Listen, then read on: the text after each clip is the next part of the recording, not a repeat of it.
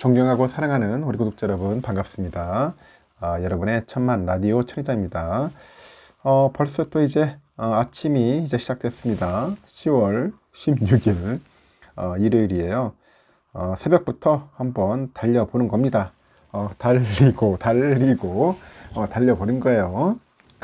너무 무리하지 마시고 여러분 이렇게 또 새벽 방송 하면서 저도 정신도 좀 깨고 또 맑은 마음과 그런 분위기를 몰아가지고 여러분들에게 잘 되도록 길을 한번 넣어 보도록하겠습니다. 여러분들의 길을 넣어 드릴 테니까 삼봉의 기운도 받고 천회장의 그 긍정의 기운, 그 희망의 기운을 많이 한번 받아 보십시오. 제가 희망회로 엄청 돌렸더니 너무 그 희망 회로에 빠져들어 가지고 아직까지도 허우적거리는 분들이 있는 것 같습니다. 참 힘들었어. 주가가 좀 시원하게 올라줘야 하는데 그렇지 않아 가지고 아직까지도 지지부진하고, 또 월요일이 겁나. 월요일날 월요일 또 어떤 또 스펙타클한 장이 또 펼쳐질지 벌써부터 이제 긴장하고 쪼는 분들도 있던데, 그냥 그러려니 하면서 그냥 받아들여야 합니다. 받아들여야 돼.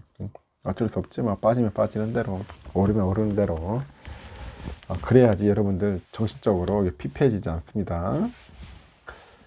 지금 보니까 삼성전자 또 외국인들이 좀 많이 담긴 담았어요. 개미들은 계속 팔기 시작한다, 그런 뉴스가 나오던데, 이번 주는 보니까 삼성전자는 소폭 상승하는 데 그쳤어요. 소폭 상승. 하지만 수급 측면에서 외국인들이 이제 순매수 기조를 이어가는 거예요. 이 순매수 기조를 이어갔고, 개인들이 이제 순매도세를 이어가고 있는 걸까요? 대조적이다. 그 개미들은 팔고 있어. 그 외국인은 사고 있고. 이렇게 그 외인과 개미들은 정반대의 모습으로 가고 있다. 마켓 포인트 보니까 삼성은 이번 한 주간 0.2% 상승하는 데 그쳤는데, 3거래일간 부진한 모습을 보였지만은 그 한 주의 마지막 거래일인 지난 14일이죠. 14일 하루에만 2% 가까이 오르면서, 그리고 또 하락폭을 만회를 했어요. 이렇게 그 주가 움직임은 크지는 않았는데, 수급 측면에서는 그 지난주에 이어서 외국인들의 그 순매수 행진을 이어간 것이 눈에 띄는 거야. 외국인은 한 주간 1039억 5526만 원 정도의 삼성전자 주식을 순매수를 했습니다. 이번 주 삼성전자를 순매수한 주체는 누구냐? 외국인이 유일했다. 개인들은 한 주간 삼성전자 주식을 721억 8754만 원치를 순매도를 했는데, 기간도 379억 347억 8794만 원을 팔아치웠죠. 기간도 팔았다. 그래서 국내 증시에서 이제 외국인들이 삼성전자를 비롯해 가지고 하이닉스 등 그 반도체주를 사들이는 것은 최근 들어서 한국과 이제 비슷한 대만 증시에서 그 순매도를 기록하고 있는 것과 약간 대조적인 그런 모습입니다. 특히 대만 증시 대장주 TSMC 주가가 10월 들어서 5.8% 정도 하락을 했고, 같은 기간에 삼성전자 주가는 5.1% 정도 올랐어요. 특히 지난 7월부터 TSMC 주가가 16.5% 빠졌어. 근데 삼성 주가는 2%대 하락에 그쳤다, 그렇게 보시면 됩니다. 하반기 들어서 이제 한국과 대만 반도체 그 TSMC 흐름이 약간 달라지고 있는 거죠. 그 반도체의 그 업황 악화라는 공통 분모에도 불구하고요, 낸시 펠로시 미국 의장의 그 대만 방문 이후에 이제 악화되고 있는 그 양안 관계랑 함께 미국의 그 대중국 그 반도체 그 수출 규제 여파 악영향이 한국보다는 대만 IT 여파에 더 큰 악영을 주는 것 같아요. 보니까 심리적으로. 현재 상반기 중에 한국보다 높은 수준을 유지하던 그 대만 제조업 PMI 지수가 하반기 한국보다는 가파른 추락세를 보이고 있어. 대만 별로 안 좋아하죠. 그러니까. 근데 외국인 입장에서도 한국보다는 대만 IT 업황 사이클에 대한 부정적인 시각이 상대적으로 커지고 있어요. 지금 자꾸 보면 중국이 이제 대만 침공할 수 있다는 그런 이야기들이 자꾸 나돌아다니고 있어요. 제가 보니까. 솔직히 마음만 먹으면은 그 중국이 대만 침공하는 것은 뭐 뭐 시군죽 먹기겠죠. 응? 단지 지금 미국 때문에 저러고 있겠지만은. 하여튼 국내 그 전기전자 업종 매수를 부추기고 있는 것이다. 그렇게 분석을 하고 있는 것 같은데, 이미 실적에 대한 그 우려가 이제 주가에 이제 선반영됐기 때문이라는 의견도 있어요. 그 상상인증권에서 그런 것 같아. 올 들어서 8월까지 삼성전자 주가가 23.8% 하락했는데도 분기 실적 전망이 본격적으로 하락하기 시작한 9월부터는 오히려 4% 올랐다는 점에 주목을 하더라고. 그래서 메모리 반도체 주식은 그 매크로 환경 변화에 가장 먼저 반응하기 때문에 그 매크로의 부정적인 시그널만 있어도 가장 먼저 하락한다고 하죠. 그러니까 내년 이익 하락이 이제 공식적으로 부상되면서 오히려 아웃퍼폼으로 이제 방향 전환하는 계기를 촉진한 것이다. 그렇게 주장하는 증권사도 있다는 겁니다. 상당히 흥미롭죠. 흥미롭습니다. 일단은 하여튼 그래요. 지금 삼성전자 이제 반도체 실적이 3분기 큰 폭으로 둔화됐죠. 실적 우려가 커진 가운데 이제 반대로 실적이 늘어난 우리 대만 TSMC, 뭐 올해도 삼성전자를 영업이익에서 추월할 수 있다는 그런 전망도 나오고 있긴 있던데, 책에 보니까 삼성전자 잠정 실적 발표 후에 14개 증권사들이 그 추산한 반도체 매출 평균이 한 106조, 한 8,300억 도 되나 봐요. 지난해 94조 1,700억보다도 한 13% 정도 줄어든 수치라고 합니다. 올해 영업이익 평균은 지난해 29조 2천억보다 2.3% 감소한 28조 5,300억 정도로 보고 있고, 3분기 영업이익 전년 대비 3분기 영업이익이 전년 대비 30% 가량 감소한 가운데 4분기도 급감이 예상됐다 보니까 하반기 그 둔화된 실적이 그 전체적인 연간 실적에 영향을 미칠 것이라는 전망이 있습니다. TSMC는 올해 그 739억 7천만 달러의 매출을 올릴 것으로 보는데, 그 3분기 누적 실적에 그 회사가 그 발표한 4분기 실적 가이던스 최대치를 적용한 규모예요. 그 TSM은 그 4분기 매출 규모를 한 199억에서 한 207억 달러로 보는 것 같아요. 예상 영업이익률은 한 49에서 51%를 제시를 하던데, 이를 적용한 그 영업이익은 한 377억 2,470억 달러 보는 것 같아요. 그 원화로 환산하니까 매출이 한 106조 360억, 영업이익은 한 54조 590억 정도로 본다. 그 삼성보다 매출이 적지만은 영업이익은 삼성의 2배 수준이다. 그래서 영업이익은 그 가이던스 최소치하고 최저 영업이익률을 적용해도 한 51조 한 3,700억 정도로 이제 많아요. 그 TSMC가 이제 3분기 매출이 전년 동기 대비 47% 정도 줄었고, 영업이익이 81% 정도 급증을 했어요. 그 삼성의 그 확정 실적이 나오지 않았는데, TSMC는 3분기에 뭐 1위에 등극할 것 같아요, 느낌은. 그동안 전반적인 반도체 시장은 삼성과 인텔이 주도했는데, 삼성은 올해 인텔을 누르고 글로벌 1등 자리에 올랐죠. 근데 올해는 영업이익에서 TSMC한테 자리를 좀 내줄 거라는 그런 이야기들이 좀 있습니다. 이렇게 엇갈린 그 희비는 영위하는 사업이 성격 때문에 성격. 응?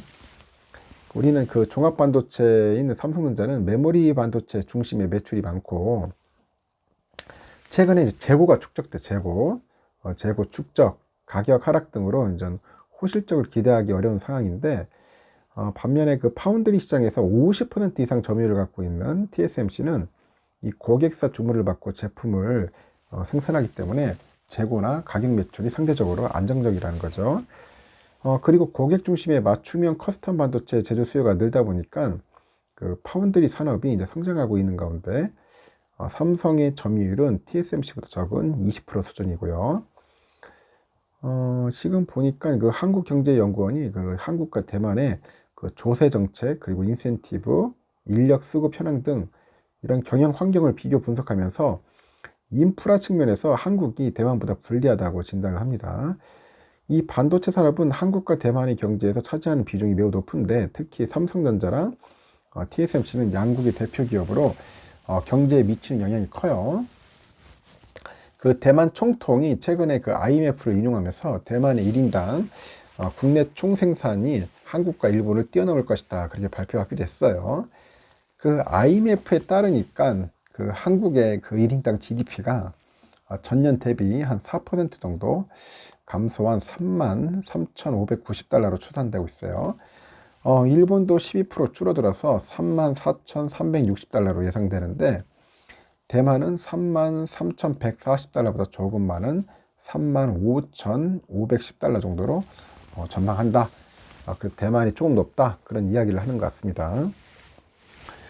삼성전자는 다소 불리한 환경에 놓여 있는데 기술 초격차 통해 가지고 이제 선단 공정에서 TSMC를 이제 앞서서 시장 점유율을 확대해 나가겠다는 전략입니다.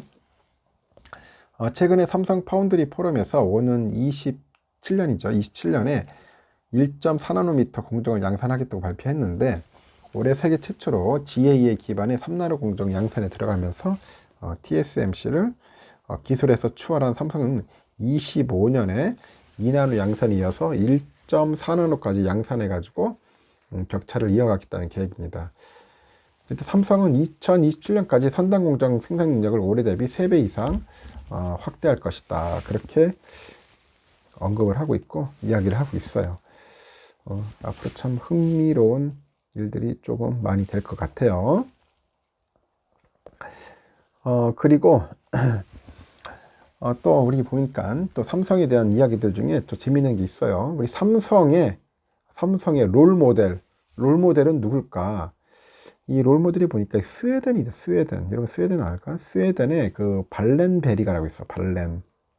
이 발렌베리가, 이 가문이죠. 발렌베리 가문의 그 후계자 조건을 약간 롤모델로 보는 것 같아요. 롤모델로.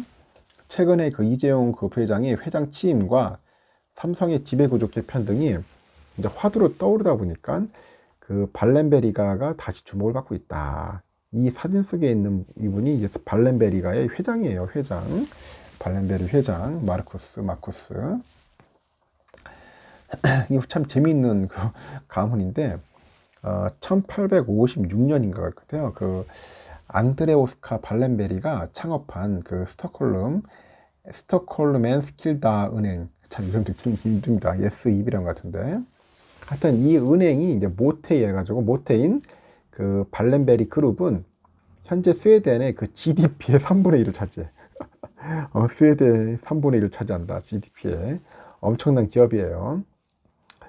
이게 보니까 그 스토라엔소가 뭐냐, 이거 제지회사, 세계 최대 종이 만드는 제지회사. 그리고 일렉트로닉스, 이건 세계 2위 가전회사. SKF라는 회사가 있네. 알고 봤더니 이건 세계 최대 베어링 기업이에요. 베어링. 다국적 제약사 아스트라제네카, 그리고 스칸디나비아 항공 있고, 나스닥. 이건 세계 제2위 거래소죠. 나스닥. 하여튼 100여 개의 유수 기업들이 결국 발렌베리 그룹에 속해 있대요. 발렌베리 그룹. 이거 엄청난 그룹이네. 이 발렌베리가는 전문 경영인들에게 각 자회사의 경영권을 독립적으로 이름을 해요.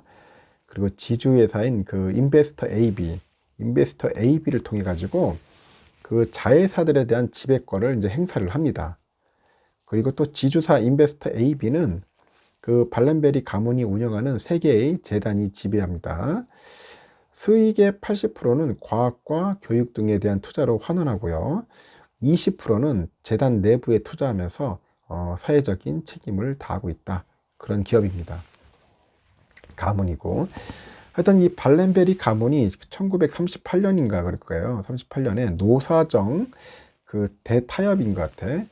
그 살트쉐바덴 협약이라고 있어. 살트쉐바덴 협약이라고 있는데, 그때 당시 정부로부터 이제 차등 의결권을 보장받는 대신에 그 스웨덴 내의 고용을 이제 보장하는 등 결국 사회적 책임을 다하기로 약속합니다. 결국 뭐냐, 차등 의결권 줄 테니까 니들은 스웨덴 고용 확실하게 보장해, 책임져, 뭐 그런 거겠죠. 차등 의결권은 원래 한 주에 한 의결권이겠죠. 이 원칙에서 벗어나 가지고 이제 창업자가 보유한 주식에 그 많은 수의 의결권을 부여하는 것을 말하는데, 그러다 보니까 발렌베리 가문의 5대 세습을 가능하도록 했어요. 현재 발렌베리는 인베스터 AB의 회장을 맡고 있는 아건 야콥하고 그 SEB 회장을 맡고 있는 그 마르쿠스, 그 투톱 체제로 이제 그룹을 이원 지배하고 있다고 합니다. 그 삼성은 그래서 이제 지난해 그 지배구조 개편 논의를 위해서 이제 보스턴 컨설팅 그룹이라고 있어. 여기 이제 발주한 연구 영역 보고서가 있겠죠. 이걸 통해 가지고 상반기 중에 받은 것으로 알려졌답니다. 앞서서 2분기 준법위는 그 지배구조 개선을 통해서 ESG 경영 실현을 3대 중심 추진 과제로 하나로 꼽고 삼성그룹의 지배구조 개선 작업인 급물살을 탈 전망이라고 하는 것 같아요. 그 이 부회장이 20년에 5월 경영권 승계 등과 관련해서 대국민 사과를 하고 자녀들한테는 경영권을 물려주지 않겠다. 4세 경영 포기를 선언했어. 당시 재계에서는 그 오너 체제에서 이제 장기적으로는 전문 경영인 체제 전환을 염두에 둔 것이다. 그렇게 보는 것 같아요. 하지만 현재로서 삼성그룹이 롤모델 그 발렌베리 그룹처럼 재단을 활용한 지배구조 개편을 하는 것은 사실상 어렵다. 그게 전문가들의 분석이에요. 이게 보면 현행의 그 상속세하고 증여세법에 따르면은 공익재단은 의결권 있는 발행 주식 또는 출자 총액의 5% 그 미만에 한해서만 세금이 면제돼. 그 5% 이상에 대해서는 최대 60% 이상의 증여세를 내야 합니다.